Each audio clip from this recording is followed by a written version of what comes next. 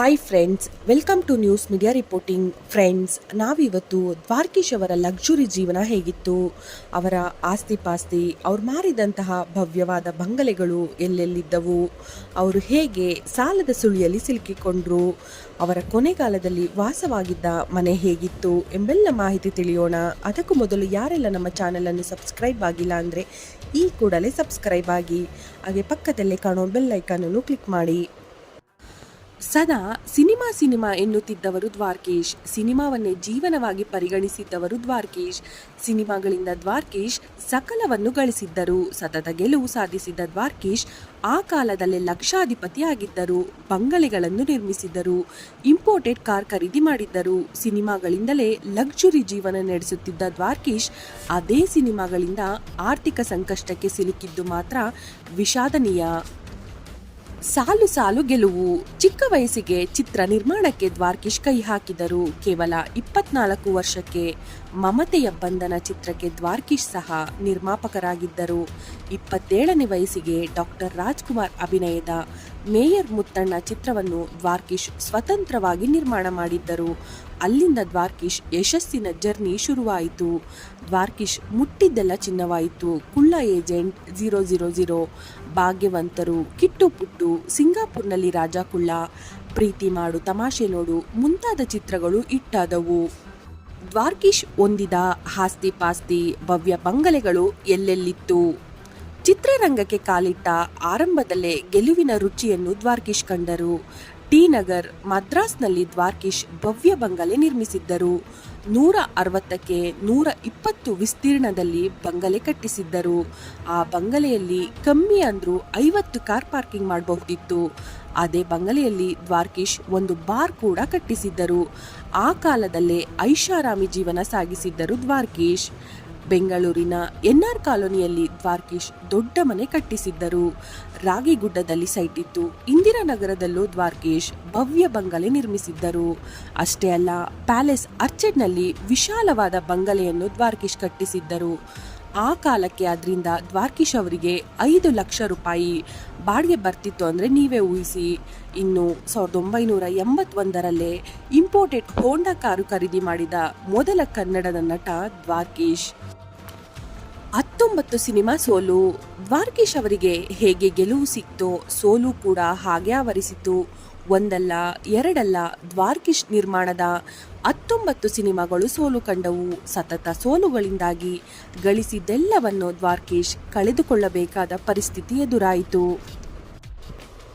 ಹೀಗೆ ಮಾಡಿದ್ದರೆ ಸಾಲದ ಸುಳಿಯಲ್ಲಿ ಸಿಲುಕುತ್ತಿರಲಿಲ್ಲವೇನೋ. ದ್ವಾರಕೀಶ್ ಲಾವಿಶ್ ಪ್ರೊಡ್ಯೂಸರ್. ಮೊದಲ ಬಾರಿ ಫಾರಿನ್ನಲ್ಲಿ ಕನ್ನಡ ಚಿತ್ರ ನಿರ್ಮಿಸಿದ ನಿರ್ಮಾಪಕ. ಆಫ್ರಿಕಾದ ದಟ್ಟ ಅರಣ್ಯದಲ್ಲಿ ತ್ರಿಭಾಷಾ ಚಿತ್ರ ನಿರ್ಮಿಸಿದ ಪ್ರಚಂಡ ಕುಳ್ಳ. ಹಲವು ಮೊದಲುಗಳಿಗೆ ನಾಂದಿ ಹಾಡಿದವರು ಇದೇ ದ್ವಾರಕೀಶ್. ಖರ್ಚಿನ ಬಗ್ಗೆ ದ್ವಾರಕೀಶ್ ಯಾವತ್ತೂ ತಲೆ ಕೆಡಿಸಿಕೊಂಡವರಲ್ಲ. ಸಿನಿಮಾ ಚೆನ್ನಾಗಿ ಬರಲಿ ಅಂತ ಎಷ್ಟು ಬೇಕಾದರೂ ದುಡ್ಡು ಸುರಿಯುತ್ತಿದ್ದವರು. ಹಲವು ಹೊಸ ಕಲಾವಿದರಿಗೆ ದ್ವಾರಕೀಶ್ ಚಾನ್ಸ್ ಕೊಟ್ಟಿದ್ದಾರೆ. ಹಲವು ಕಲಾವಿದರಿಗೆ ಹೆಚ್ಚಿನ ಸಂಭಾವನೆಯನ್ನು ನೀಡಿದ್ದಾರೆ.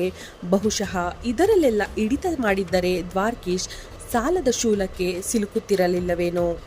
ದ್ವಾರಕೀಶ್ ಯಾರಿಗೂ ಮಕ್ಮಲ್ ಟೋಪಿ ಹಾಕಲಿಲ್ಲ. ಸತ್ಯ ಹರಿಶ್ಚಂದ್ರನ ರೀತಿ ಇದ್ದದ್ದಕ್ಕೆ ಎಲ್ಲವನ್ನು ಕಳೆದುಕೊಳ್ಳಬೇಕಾಯಿತು ಅಂತಾರೆ ದ್ವಾರಕೀಶ್ ಸಂಬಂಧಿ ನಿರ್ದೇಶಕ ಭಾರ್ಗವ್. ಸಿನಿಮಾನ ಬಿಸ್ನೆಸ್ ಮಾಡಿಕೊಳ್ಳಲಿಲ್ಲ. ದ್ವಾರಕೀಶ್ ಕನ್ನಡದ ಹೆಮ್ಮೆಯ ಚಿತ್ರ ನಿರ್ಮಾಪಕ. ಅವರು ಯಾವತ್ತೂ ಚಿತ್ರೋದ್ಯಮಿ ಆಗಲಿಲ್ಲ. ಸಿನಿಮಾವನ್ನು ಬಿಸ್ನೆಸ್ ಆಗಿ ನೋಡಲಿಲ್ಲ. ಇಷ್ಟಪಟ್ಟು ಚಿತ್ರಗಳನ್ನು ನಿರ್ಮಾಣ ಮಾಡುತ್ತಿದ್ದವರು ದ್ವಾರಕೀಶ್. ಒಂದು ಸಿನಿಮಾದಲ್ಲಿ ಲಾಭ ಬಂದರೆ ಲಾಭದ ಹಣದಲ್ಲಿ ಸೆಟಲ್ ಆಗಬೇಕು ಅಂತ ಭಾವಿಸಿದವರಲ್ಲ. ಬಂದ ಲಾಭದಲ್ಲಿ ಇನ್ನೊಂದು ಸಿನಿಮಾ ಮಾಡುತ್ತಿದ್ದರು. ಒಂದು ಸಿನಿಮಾ ಸೋತರೆ ಅದರಿಂದ ಧೃತಿಗೆಡದೆ ಇನ್ನೊಂದು ಸಿನಿಮಾ ಮಾಡುತ್ತಿದ್ದರು. ಸಾಲು ಸೋಲು ಕಂಡರು. ಸಾಲ ಮಾಡಿ ಮತ್ತೊಂದು ಸಿನಿಮಾ ಮಾಡುತ್ತಿದ್ದರು. ಒಂದು ಸಿನಿಮಾ ಸೋತರು ಇನ್ನೊಂದು ಸಿನಿಮಾ ಗೆಲ್ಲಬಹುದು ಎಂಬ ಭತ್ತದ ಉತ್ಸಾಹ ಅವರಲ್ಲಿತ್ತು. ಸಿನಿಮಾಗಳನ್ನು ಬಿಸ್ನೆಸ್ ಆಗಿ ಕಂಡಿದ್ದರೆ, ಲಾಭದ ದೃಷ್ಟಿಯಿಂದ ಮಾತ್ರ ಸಿನಿಮಾಗಳನ್ನು ನಿರ್ಮಿಸಿದ್ದರೆ ದ್ವಾರಕೀಶ್ ಅವರಿಗೆ ಖಂಡಿತ ಆರ್ಥಿಕ ಸಮಸ್ಯೆ ಆಗುತ್ತಿರಲಿಲ್ಲ. ಒಂದು ಸೋಲು ಕಂಡಾಗ ಎಚ್ಚೆತ್ತುಕೊಂಡಿದ್ದರೆ, ಅಲ್ಲಿಗೆ ಚಿತ್ರ ನಿರ್ಮಾಣ ನಿಲ್ಲಿಸಿದ್ದರೆ ದ್ವಾರಕೀಶ್ಗೆ ಆರ್ಥಿಕ ಮುಗ್ಗಟ್ಟು ಎದುರಾಗ್ತಿರಲಿಲ್ಲ. ದ್ವಾರಕೀಶ್ ಅವರ ಆಸೆ ಕನಸುಗಳೇ ಬೇರೆ. ಕೋಟ್ಯಾಂತರ ರೂಪಾಯಿ ಆಸ್ತಿ ಮಾಡುವುದು, ಬಂಗಲೆಗಳಲ್ಲಿ ನೆಲೆಸಿ ಐಷಾರಾಮಿ ಜೀವನ ನಡೆಸುವುದು ಎಂದು ದ್ವಾರಕೀಶ್ ಅವರ ಕನಸಾಗಿರಲಿಲ್ಲ.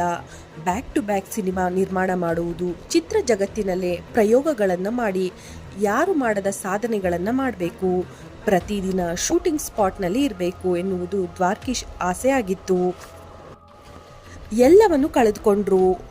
ಬ್ಯಾಕ್ ಟು ಬ್ಯಾಕ್ ಸಿನಿಮಾಗಳು ಸೋಲು ಕಾಣಲು ಆರಂಭವಾದ ಮೇಲೆ ದ್ವಾರಕೀಶ್ ಅವರ ಆಸ್ತಿ ಕರಗುತ್ತಾ ಹೋಯಿತು. ಮೈತುಂಬ ಇದ್ದ ಸಾಲವನ್ನು ತೀರಿಸಲು ಮನೆ, ಬಂಗಲೆ, ಕಾರುಗಳನ್ನೆಲ್ಲ ಮಾರಾಟ ಮಾಡಿದ್ರು. ಬ್ಯಾಂಕ್ನಲ್ಲಿದ್ದ 55 ಲಕ್ಷ ತೀರಿಸಲು ಮದ್ರಾಸ್ ಬಂಗಲೆಯನ್ನು ದ್ವಾರಕೀಶ್ ಮಾರಾಟ ಮಾಡಿದ್ರು. ಕೊನೆಗೆ ಬಾಡಿಗೆ ಮನೆ, ಅಂಬಾಸಿಡರ್ ಕಾರು ಮಾತ್ರ ಅವರ ಬಳಿ ಉಳಿಯಿತು. ಯಾವತ್ತೂ ಫೀಲ್ ಮಾಡಲಿಲ್ಲ, ಆಸ್ತಿ, ಮನೆ, ಬಂಗಲೆ ಇವೆಲ್ಲ ಕ್ಷಣಿಕ, ನನಗೆ ಮನೆ ಮುಖ್ಯವಲ್ಲ, ಮಲಗಿದ್ದಾಗ ಕಣ್ತುಂಬ ನಿದ್ರೆ ಬಂದರೆ ಸಾಕು, ನಾನು ಸತ್ತಾಗ ನನ್ನನ್ನು ನೋಡಲು ಕಲಾವಿದರು ಬರ್ತಾರಲ್ಲ ಅದೇ ನನ್ನ ಆಸ್ತಿ, ಮನೆ ಮಾರಿದೆ, ಕಾರ್ ಮಾರಿದೆ ಅಂತ ನಾನು ಯಾವತ್ತೂ ಫೀಲ್ ಮಾಡಿದವನಲ್ಲ ಎಂದು ದ್ವಾರಕೀಶ್ ಹೇಳಿದ್ದಾರೆ. ಮತ್ತೆ ಕೈ ಹಿಡಿದದ್ದು ಆಪ್ತ ಮಿತ್ರ, ಸಾಲ ಹಾಗೂ ಸೋಲಿನ ಸುಳಿಯಲ್ಲಿ ಸಿಲುಕಿದ್ದ ದ್ವಾರಕೀಶ್ ಬದುಕಿಗೆ ಟರ್ನಿಂಗ್ ಪಾಯಿಂಟ್ ಆಗಿದ್ದು ಆಪ್ತ ಮಿತ್ರ ಸಿನಿಮಾ. ಬ್ಲಾಕ್ ಬಸ್ಟರ್ ಹಿಟ್ ಆದ ಆಪ್ತ ಮಿತ್ರ ಸಿನಿಮಾದಿಂದ ದ್ವಾರಕೀಶ್ ಲೈಫ್ ಮತ್ತೆ ಟ್ರ್ಯಾಕ್ಗೆ ಬಂತು.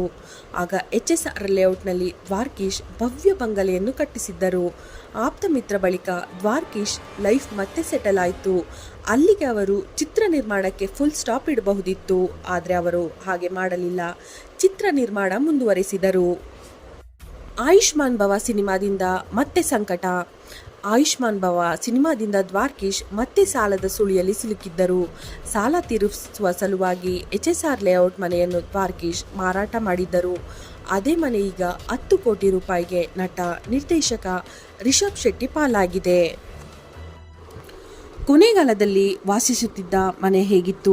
HSR ಲೇಔಟ್ ಮನೆ ಮಾರಿದ ಮೇಲೆ ಬೆಂಗಳೂರಿನಿಂದ ಹೊರವಲಯದಲ್ಲಿರುವ ಎಲೆಕ್ಟ್ರಾನಿಕ್ ಸಿಟಿಯಲ್ಲಿ 7500 ಸ್ಕ್ವೇರ್ ಫೀಟ್ ಜಾಗವನ್ನು ದ್ವಾರಕೀಶ್ ಅವರ ಎರಡನೇ ಮಗ ಯೋಗಿ ಅವರು ಖರೀದಿ ಮಾಡಿ ಆ ಜಾಗದಲ್ಲಿ 3 BHK ಮನೆಯನ್ನು ಕಟ್ಟಿದ್ದರು.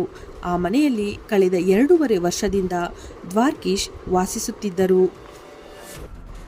Life is a game, play it.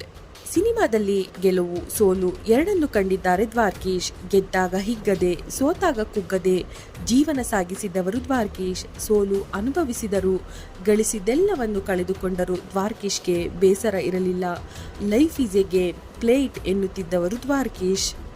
Dwarakish ಇಂದು ನಮ್ಮೊಂದಿಗಿಲ್ಲ, ಆದರೆ ಅವರ ಸಿನಿಮಾಗಳು ಹಾಗೂ ಕನ್ನಡ ಚಿತ್ರರಂಗಕ್ಕೆ ಅವರು ನೀಡಿರುವ ಕೊಡುಗೆ ಮಾತ್ರ ಎಂದೆಂದೂ ಮರೆಯುವಂಥದ್ದಲ್ಲ.